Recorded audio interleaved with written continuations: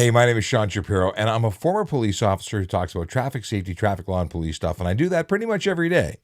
A couple of days off in between, but Monday, Wednesday, and Friday at 10 a.m. and on Tuesdays and Thursdays, 9 p.m., I host something called Ask a Traffic Cop. The night ones we call After Dark, but that's not the point. What is the point is I'm here to answer your traffic and police questions because I want you to know stuff and things. I want to help you be a safer driver. I want you to understand the rules.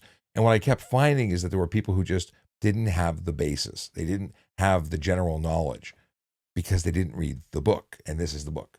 The Handbook has everything, or at least the most detailed resource outside of the Highway Traffic Act on the basic rules and regulations about what goes, room on the road.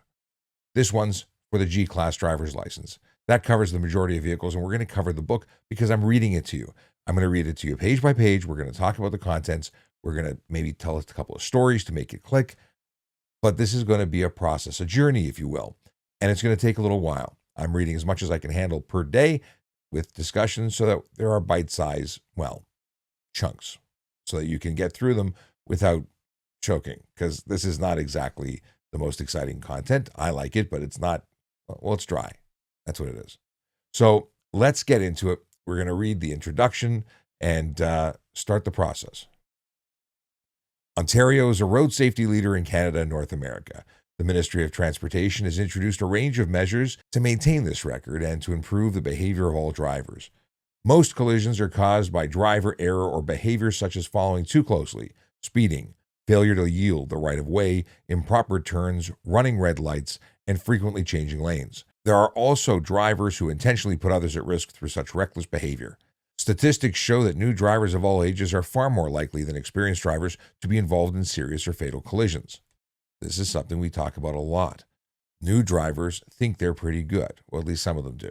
And those that are really thinking they're awesome are generally overconfident. They're just not as skilled as they think they are. And that's where problems come in. Nothing beats the professional instruction of a professional driving instructor. And experience, time, and experience behind the wheel makes you a better driver, assuming you're following the rules. Provincial campaigns promoting the correct use of seatbelts and child car seats and informing people about drinking and driving and aggressive driving are making a difference. Ontario's graduated licensing system, GLS, which lets new drivers gain skills and experience in low-risk environments, is also helping to develop better, safer drivers. This handbook gives new drivers the basic information they need about learning to drive in Ontario, the rules of the road, safe driving practices, and how to get a license to drive a car, van, or small truck. The ministry recommends that all drivers would benefit from taking an advanced course in driver training. Yeah, I talk about it all the time. Professional driving instruction is the best. This helps, but it's a foundation.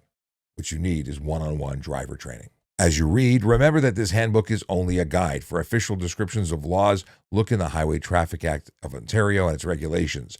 Information on how to get licenses to drive other types of vehicles is available in Part 2 of this handbook, the Ontario MTO Motorcycle Handbook, the official MTO Truck Handbook, the official MTO Bus Handbook, and the official MTO Air Brake Handbook. And then it says drive safely. Okay, that must have been the most amazing and awe-inspiring, introduction to anything you've ever read. With the introduction out of the way, let's get into the meat and potatoes. What are the requirements of driving in the province of Ontario? Well, the first section covers it. It says that Ontario residents must be at least 16 years old and must have a valid Ontario driver's license. They add that if you have just become an Ontario resident, you have 60 days to continue to use your existing driver's license and then apply for the Ontario driver's license. Essentially, once you become a resident, you've taken up residence, you're working here, you're going to school here, within 60 days, you are required by law to apply for an Ontario license. Now, here's the thing. It says within. Well, if you wait till 60 days and then apply, what's going to happen? Well, you can no longer use your foreign or out-of-province license. If you are not being recognized with more experience, or you're not getting a straight trade for trade, meaning they give you a G1, you can't drive anymore. It would be my sincerest of suggestions that you start applying immediately upon becoming a resident of Ontario. Just saying, there are tickets and complications if you don't. Visitors to Ontario must be at least 16. So when we talk to our friend Logan Grant in Brooks, Alberta, where you can be 14 years old and get a learner's permit, those drivers cannot, even if they were fully licensed, cannot drive in Ontario. You must be 16 regardless of what is in your wallet in terms of licenses. Okay, you must have a valid driver's license from your home province, state, or country. You must have an international driver's permit from your own country if visiting Ontario for more than 3 months. And visitors are not eligible to apply for an Ontario driver's license. Let's go back to that last point. Must have an international driver's permit from your own country if visiting Ontario for more than 3 months. This is a translation card. It is not a driver's license. If you were to surrender an international driving permit on its own, it would be rejected because it has no legal value other than to translate the contents of your foreign driver's license. So don't use that other than as a visitor and following the rules. People come here and just try and stay here for a longer period of time or get an international driving permit without bringing their either original license or ever having an original license. Some countries do some weird stuff. Okay, so you've got different types of driver's licenses, and many people don't know what those are. Obviously, we're talking about the G-Class license in this course, and we'll talk about that as we scroll through. But Class A, commonly used for big rigs, you're allowed to drive any tractor-trailer combination, but if you have an A-Class license, you can also drive a vehicle in Class D and G, and we'll explain that as we go. Class B, for bus, allows you to drive any school purpose bus. You can also drive a C, D, E, F, and G. Clear as mud, right? Hey, look at this. A C is a city or regular bus. And that's how we remember it in police college. They say, oh, it's a city bus, C. Yes, if you have a C-Class license, you can also drive vehicles in Class D, F, and G. Boy, it would be really helpful if all these classes were broken down into a single graphic. Maybe we'll get lucky. Class D vehicles. A motor vehicle exceeding 11,000 kilos gross weight or registered gross weight or any truck or combination provided the tow vehicle is not over 4,600 kilos. And you can also drive Class G vehicles. Class E vehicles. This is allowed to drive any school purpose bus with a maximum of 24 passenger capacity, may also drive an F and G. What's an F? Class F. This is really a good reason to have your own copy and not rely on what's on the screen. Class F, we're usually talking about ambulances here. Allowed to drive any regular bus, maximum 24 passenger capacity, and ambulances. And then you can also drive G, which is convenient because you need to be able to drive G. G is for your general purpose car, your automobile, which we're going to talk about right now. Class G says allowed to drive any car, van, or small truck or combination of vehicle and towed vehicle up to 11,000 kilos, provided the vehicle towed is not over 4,600 kilos. A pickup truck towing a house trailer exceeds 4,600 kilograms, but the total combined weight of the truck and trailer does not exceed 11,000 kilograms and is deemed a Class G vehicle. This stuff is generally not going to be a concern because we're really focusing on new drivers, and that's dealing with the G1, G2. Okay. Level 1 graduated licensing. Holders may drive a G-Class vehicle with an accompanying fully licensed driver with at least 4 years driving experience, subject to certain conditions. Those conditions are you can't drive between midnight and 5 a.m. You can't have more than one person in the front seat, and the only person in the front seat has to be the supervising driver that's qualified to supervise, who must also be capable of driving. So they have to be under the legal limit. They cannot have more than 0.049 BAC blood alcohol content. In other words, they've got to be sober and with it and paying attention. Otherwise, you can't drive. And what happens if you are driving solo? Well, guess what? There's a ticket for $110. That's called G1 Drive Unaccompanied, and you will be charged and suspended on conviction for 30 days. That's on the first offense. Second time it happens, you're getting a 90-day suspension. Third time it happens, you're getting kicked out of the G1 program, the graduated licensing program, for, well, you start again with 0. And it's really important to note that you must accumulate 8 or 12 months to be able to then qualify for the G2. If you start again, you have none, and you're starting 8. You're really doing a disservice to yourself. Just don't break the rules. What other conditions? Can't think of them right now. No highways, no expressways with speed limits over 80 kilometers an hour. There are some exemptions, but 80 kilometers an hour is your max speed. Class G2. Level 2 graduated licensing. Holders may drive a Class G vehicle without an accompanying driver, but are subject to certain conditions. Now, those conditions are 0 blood alcohol content. That's the same thing for G1. You can have absolutely no alcohol in your system, or drugs for that matter. When it comes to other conditions, in the first 6 months, you cannot have more than one person in your vehicle aside from immediate family that is under the age of 20. Let me rephrase that so it's clear. If you are driving with a G2, you can have as many people as you have seatbelts during the day, but between midnight and 5 a.m., you cannot have anyone under the age of 20 in your vehicle, but there's an exemption for immediate family. So if you have little brother, little sister, or children of your own, you would be able to transport them outside of that condition. Now, it's no more than one person under the age of 20 in the first 6 months. In the second period of 6 months, it's no more than 3. And of course, you can only have a maximum of the number of seats with seatbelts available to them. There's none of this extra space that once upon a time was somehow accepted.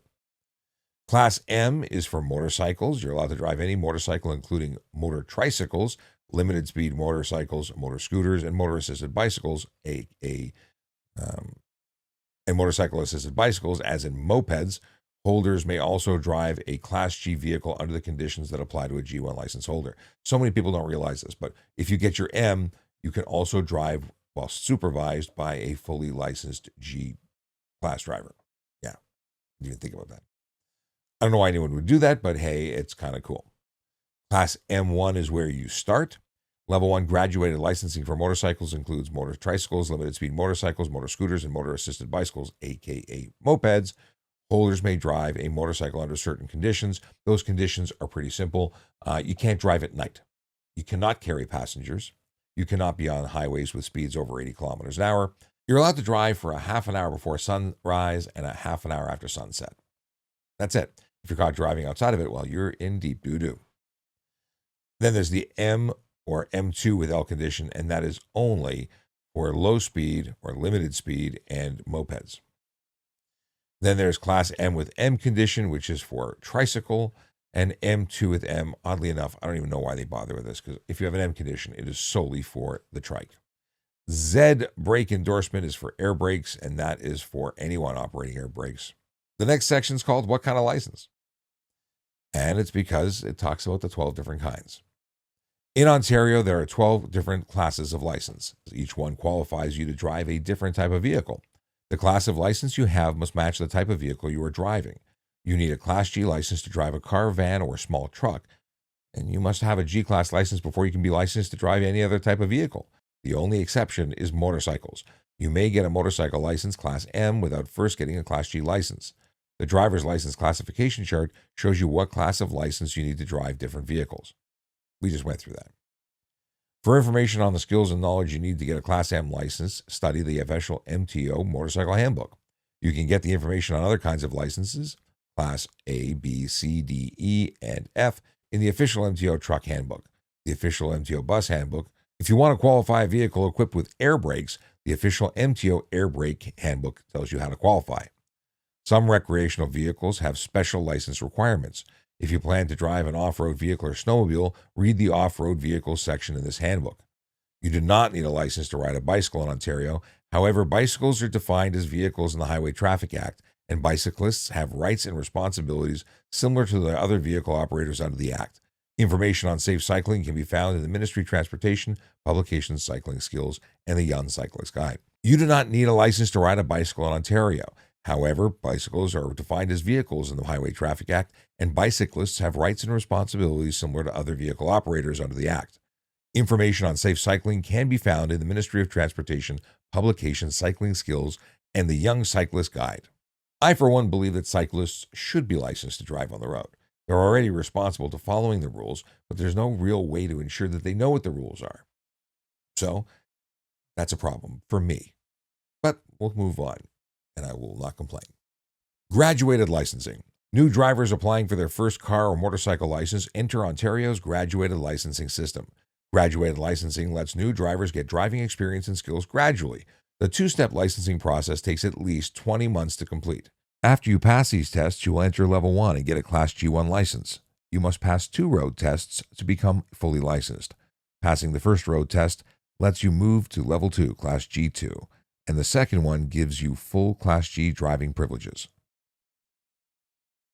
Applying for a license.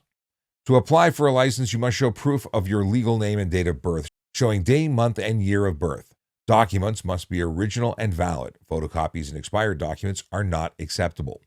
Bring the documents to a drive test center or a travel point, which is a temporary drive test center if there's no regional center. Plan ahead to find out where the nearest travel point is and when it is open. You can also find it on the internet at www.drivetest.ca. You must pay a fee when you apply. This fee includes the cost of the knowledge test, your first road test, and a 5-year licensing fee. There are more charges for the second road test and for any retests you may need to take. To schedule a road test appointment, you must prepay the fee. When you apply for your license, you will be asked questions about your health. People with certain physical or mental conditions are not allowed to drive for safety reasons.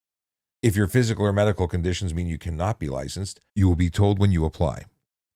Once you have your license, you should report any change in your medical conditions that may affect your ability to drive safely. By law, doctors and optometrists must report the name and address of anyone over 16 who has a condition that may make it unsafe for him or her to drive. For further details on applying for a license, visit the Ministry of Transportation website. And that's a hot link if you need to get there, but here's the deal. You can find this by Googling it. Any one of the following documents may be used to satisfy the requirements to provide proof of legal name and complete date of birth. Passport, Canadian or foreign. Canadian citizenship card with photo. Permanent immigration documents. That includes a permanent resident card, the PRC, record of landing, Form 1000, confirmation of permanent residence, Form IMM 5292, temporary immigration documents like a student authorization, employment authorization, visitor record, temporary residence permit, or report pursuant to the Immigration Act. The IMM 1442 seems to be with all of them, except you need a photo for the last one. Additional documents. Additional documents are required if the document presented from the previous list does not indicate the legal name or complete date of birth, day, month, year. The additional documents must provide proof of the missing or incomplete information. The following documents are acceptable as proof of date of birth and legal name: Canadian or U.S. birth certificate. I didn't actually know that. I didn't know that those were the only two that they would accept, which is interesting. Proof of legal name. If additional documents presented to prove date of birth do not indicate the applicant's legal name, for example, the name is being changed or is different on the two documents presented, the applicant will be required to provide additional documents as proof of legal name. The following additional documents are accepted as proof of legal name: marriage certificate, Canadian or foreign, government issued; change of name certificate; court order for adoption; change of name or divorce must bear legal name, date of birth, and court seal. To confirm complete date of birth where no or only partial date of birth is available, a sworn affidavit stating the reason why partial or no date is available with supporting documents, you contact Service Ontario at those numbers. Okay, that's pretty simple. I guess it's important for them to say that direct identification by a parent or guardian is not acceptable. You know, if they put it down on paper, it must mean that that's happened a lot. Yeah, interesting. Well, the next section is dealing with each level, and those blue hyperlinks are just that. They're hyperlinks that would take you on the online version to the appropriate section in the book. And just because I think it's interesting, the book, when it comes to the wonderful imagery, is better. Maybe buy the book. There are some duplications and things that are a little out of order. When I say duplications, I mentioned some things because I know them, even though we hadn't gotten to that point in the book. We'll repeat them the second time. It gives you another exposure opportunity to the same information. And we get to see if I missed anything. All right. So those blue hyperlinks are just that, and we're going to continue, ignoring that we're on a web-based version. Level 1, the G1. Level 1 lasts 12 months. Unless you take the course, then it goes down to 8 months. And I don't mean my course, I mean professional driver instruction. The Ministry of Transportation encourages all new drivers to take an approved driver education course to help them learn the proper driving skills and knowledge.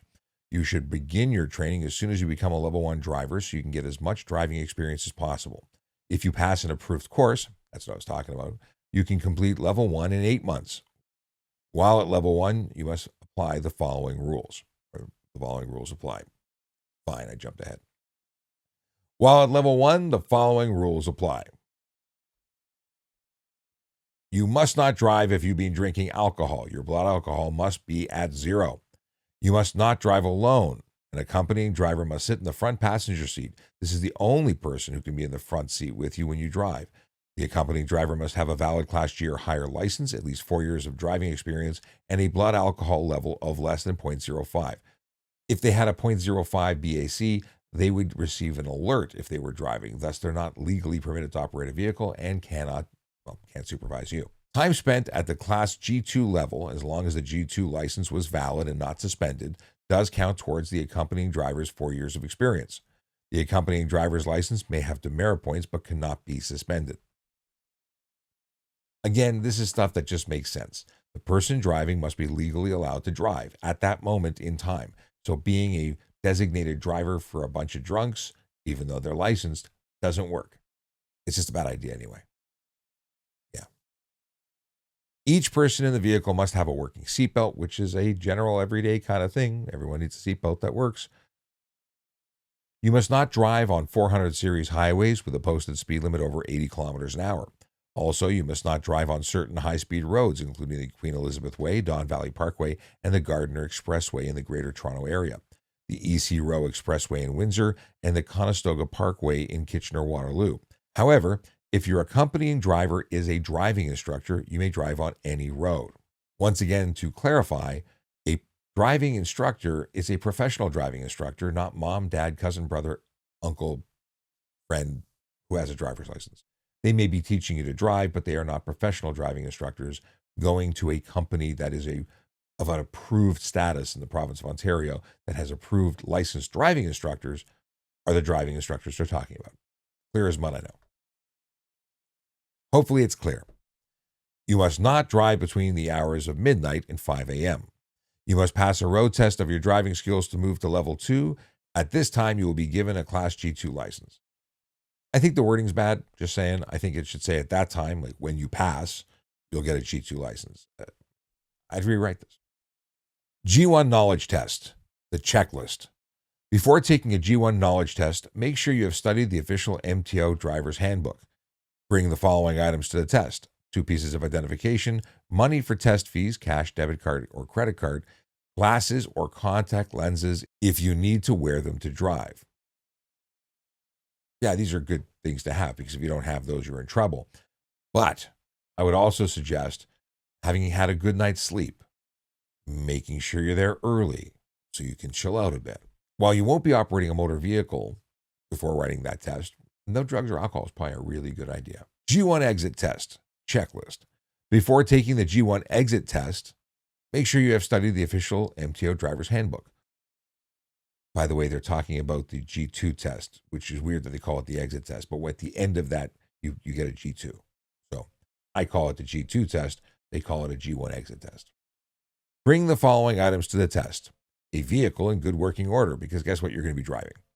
Money for test fees if applicable, glasses or contacts if you need to wear them to drive. Basically, you're going to be tested when you get your G1, and if your eye test determines you need glasses to drive, then you require them, and you can be charged if you don't wear them while driving. So if it's a requirement on your license, you best have glasses. Arrive at least 30 minutes before the road test appointment. Like I said, early is on time is late. I think that is an everyday thing. And then you get to pass or fail. If you pass, you can then have all the rights and privileges of a G2 driver. Level 2 lasts at least 12 months. At this level, you have more privileges because of your driving experience. At level 2, you must not drive if you've been drinking alcohol. Your blood alcohol level must be 0. And that's what I say every single day it should be. Even if you have a full G, ideally it should be 0. But we'll talk about that later. Each person in the vehicle must have a working seatbelt. Okay, conditions are important because if you break them, there's violations and you get charged for them. In addition, the following restrictions apply between the hours of midnight and 5 a.m. to G2 drivers aged 19 and under. In the first 6 months after receiving your G2 license, you are allowed to carry only 1 passenger aged 19 or under. After 6 months with your G2 license and until you obtain your full G license or turn 20, you are allowed to carry up to 3 passengers 19 or under, and I think it's just easier to say under 20. Exemption.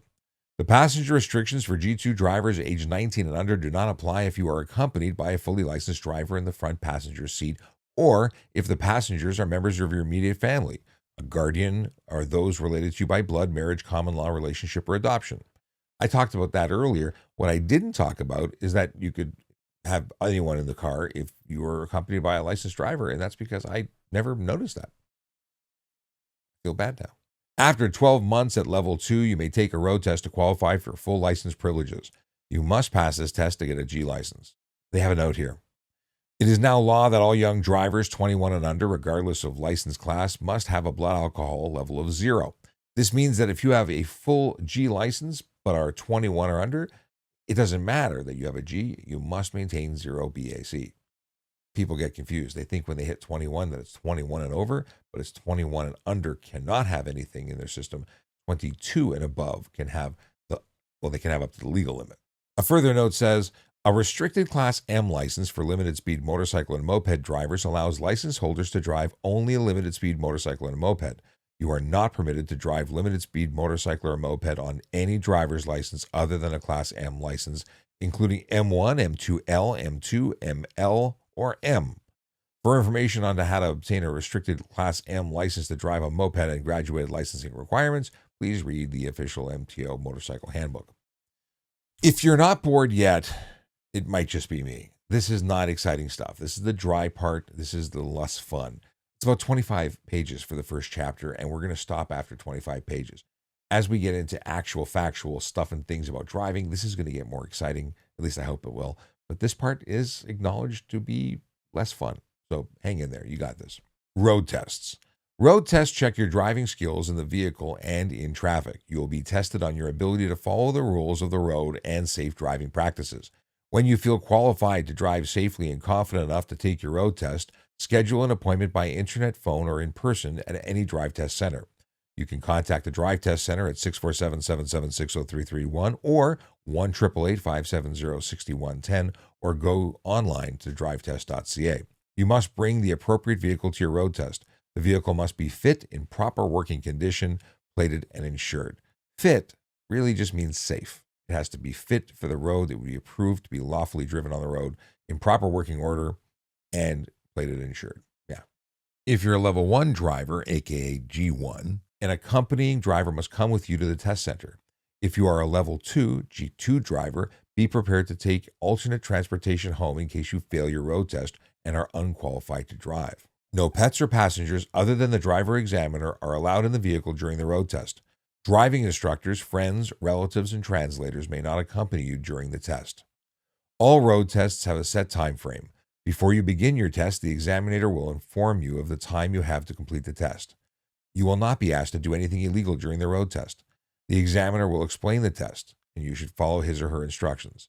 The examiner is not allowed to coach you during the test. So if you have any questions, ask them before you begin. I have to bring your attention to you will not be asked to do anything illegal. That is not what I've been hearing from people who are actually taking the test. I've heard people failed because they didn't speed. And guess what? Speeding is illegal. So if they're asking you to speed and then they fail you for not speeding, maybe tell them to look at this page of the book. Saying. Electronic driving aids such as automatic parallel parking systems, lane monitoring, cruise control, and backup cameras may not be used during the road test. On a road test, you are required to demonstrate the proper skills in operating a motor vehicle without the reliance of driving aids, for example, shoulder checks, mirror checks, and so on. At the end of each test, the examiner will give you a complete report of your skills and explain any mistakes you have made. If you fail the test, the report will show where you need to improve. When you have had more practice, you can make an appointment to take the test again. You must wait at least 10 days between tests. You must have highway driving experience. That's experience driving on highways with speed limits of at least 80 kilometers an hour before taking the G2 exit test. You must complete a declaration of highway driving experience form describing the highway driving experience you have before taking the road test. Bring the following items to the test: a vehicle in good working order, because again, you're going to be driving, money for test fees if applicable, glasses or contact lenses if you need to wear them to drive, and you must arrive at least 30 minutes before the road test appointment. And as I've always said, early is on time is late, late is unforgivable. So if you show up when you're supposed to be on the road, you are likely going to be, not taking your road test that day. Oh, look, failure to attend road test or short notice cancellation. If you cancel or reschedule your road test appointment with less than 48 hours notice, or if you fail to attend your appointment, your prepaid road test fee will not be refunded. Under certain extenuating circumstances, such as death in your family, the road test fee will remain as a credit on your driving record. Out of order road test. If your vehicle does not meet ministry standards for the purpose of a road test, or if there is a non-vehicle related reason for which the examiner determines that the road test cannot be completed, the examiner declares the road test out of order. If your road test is declared out of order, you lose 50% of your road test fee. The other 50% of the fee remains as a credit on your driving record and may be applied when booking a new road test. In order to book the new road test, you will have to pay the 50% of the fee deducted due to the out of order. So you have a 50% credit, you have to pay the other half in order to book your next test. Make sense? Okay. If you have any concerns that your road test may be declared out of order, contact the Drive Test Center before your scheduled road test to discover it. If you have any concerns that your road test may be declared out of order, contact the Drive Test Center before your scheduled test to discuss it. Seems fair to me. New Ontario residents. If you are a new resident of Ontario and have a valid driver's license from another province or country, you can use that license for 60 days in Ontario. If you want to continue to drive after 60 days, you must get an Ontario driver's license. Oh, there are so many issues with this. Oh, yes, people either choose to get it wrong or legitimately get it wrong. We'll talk more about that later. Well, actually, we're going to talk about it right now. License exchange for countries with reciprocating jurisdictions. Ontario has license exchange agreements with every Canadian province and territory, including Canadian Forces Europe. There are also agreements with Australia, Austria, Belgium, France, Germany, Great Britain, Ireland, the Isle of Man, Japan, New Zealand, Northern Ireland, Republic of Korea, Switzerland, Taiwan, and the United States. Drivers will receive a full Class G license, provided they have an equivalent class license. If you have fewer than 2 years of driving experience, you may get credit for your experience and enter Level 2 of the graduated licensing system. Once you have a total of 2 years of driving experience, you may take the Level 2 road test to earn full driving privileges. What does that mean? It means that if you aren't part of one of these countries that has an agreement where you do a straight trade, you'll get credit. That credit may allow you to skip the G1 process and go directly to your G2, meaning you move ahead of the line a little bit quicker. But it all depends, and it relies on an evaluation of your license and your driving history in terms of experience. Let's get into it more. License exchange for non-reciprocating jurisdictions. This is the more. All applicants for an Ontario driver's license are required to present a valid foreign driver's license, pass a vision test, a knowledge test, pay all applicable fees, and provide acceptable proof of identity. License exchange for non-reciprocating jurisdictions. All applicants for an Ontario driver's license are required to present a valid foreign driver's license, pass a vision test, a knowledge test, pay all applicable fees, and provide acceptable proof of identity. Applicants who fulfill these requirements can obtain a G1 license. The applicant may take their G1 exit test within 12 months of combined Ontario and foreign experience. The 12-month period will be reduced to 8 months with successful completion of a ministry-approved beginner driver education course. Applicants are required to provide adequate proof of foreign licensed driving experience. However, the ministry may accept an applicant's declaration of their foreign licensed driving experience for up to 12 months. What does that mean? It means even without proof, you could say you've been driving for 12 months somewhere else, and they may choose to accept it. I say may because every situation is going to stand on its own. For more than 12 months experience, applicants must provide an authenticated letter from their embassy, consulate, or licensing agency in English or French. A full 24 months of Ontario and foreign experience is required prior to attempting their G2 exit test. 24 months, 2 years. You need to have that experience regardless of where you got it. Only experience within the past 3 years may be credited. So if you had your license for 10 years and then you didn't have any experience for 10 years, well, even if you did. So if you have experience but it's dated, they won't accept it, which is what I think a lot of people run into. Because so many times I speak to people who have just come to Canada and for whatever reason, they're not accepting the information provided. They're not accepting the experience. And if it's older than 3 years, that's why. Driving customs vary from place to place. That is why experienced drivers from other countries should familiarize themselves with Ontario's laws. The official MTO Driver's Handbook and the Ministry of Transportation website are great resources. They are. It's true. Could you pass? The rest of this handbook gives you information you need to pass your tests and keep your driving privileges once you get your license. The written test may ask you about seat belts, traffic signs and lights, emergency vehicles, how to use headlights, speed limits, going on or off a freeway, what drivers must do when they meet streetcars and school buses, driver's license suspensions, the demerit point system, passing other vehicles, collision reporting, sharing the road with other road users, and rules of the road. The road tests will show the road tests will tell how well you use your knowledge while driving. You will be tested on starting, stopping, and turning, traffic signs and lights, passing vehicles, including bicycles, and driving in passing lanes, traveling through controlled and uncontrolled intersections, parallel parking and reversing, foreseeing hazardous conditions and being ready for them, other safe driving practices. Make sure you know the information in this handbook before you take these tests. Sample test questions that could appear on this knowledge test are available in that link that you would be getting to if you were watching this directly on a website. Choosing a driving school. As a new driver, your choice of professional driving instruction may be the best way to put yourself safely in the driver's seat. A beginner driver education course in a driving school that has been approved by the provincial government can teach you the skills and attitudes you need to be a safe and responsible driver. The BDE course may also make you eligible to take your road test sooner and allow you to save money on insurance premiums. As well as teaching the basics, driver training emphasizes strategic driving techniques, positive driving attitudes and behavior, avoiding driver distractions, risk perception and management, freeway driving, night driving, and driving in adverse conditions. Most programs are designed for new drivers, but many driving schools also provide courses and services to upgrade your skills. If you graduate from an approved BDE course, this will be noted on your driver's license history and will reduce the time you must spend at level 1 by 4 months. It may also bring you savings on your car insurance. All ministry licensed driving schools offer in-class and in-car training for a fee. All lessons are taught by a ministry licensed driving instructor. Ministry approved BDE courses offered by driving schools must last a minimum of 40 hours.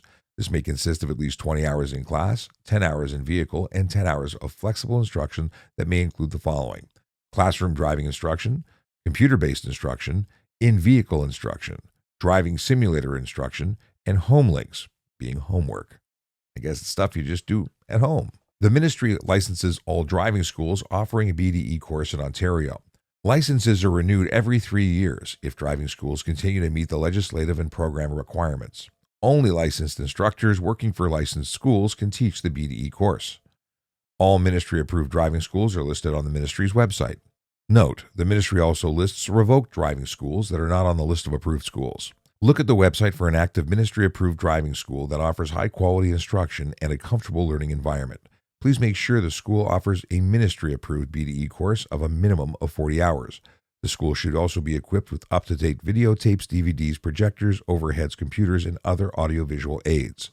To help you choose the best driving school and course for you, please use the following checklist: course information package, personalized program, adequacy of classroom facilities and related amenities, low student-to-teacher ratio, audiovisual equipment, in-class topics covered, in-vehicle topics covered, flexible instruction covered, instructor qualifications and experience, regular instructor upgrading, student process and evaluation reports, minimum 20 hours of classroom, 10 hours behind the wheel, and 10 hours of flexible instruction. Modern training materials, use of vehicle for road test, tuition receipts, clear school contract statements regarding the cost of every aspect of the course, including use of vehicle for road test and any subsequent road test, testimonials and references, a history of excellent teaching, proper treatment and respect of all students with no discrimination of any type.